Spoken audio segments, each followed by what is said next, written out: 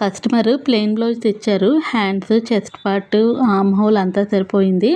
నడుము దగ్గర మాత్రం కొంచెం లూజ్ ఉంది, స్టిచ్ వేయమని తెచ్చారు.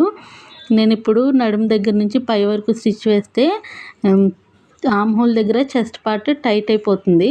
అందుకు నేను ఏం చేశానంటే నడుము భాగం నుంచి ఇక్కడ షేప్ బెల్ట్ ఉంది కదా, ఆ షేప్ బెల్ట్ వరకు 1/2 ఇంచు ఖర్చుతో ఇలా క్రాస్గా స్టిచ్ వేశాను.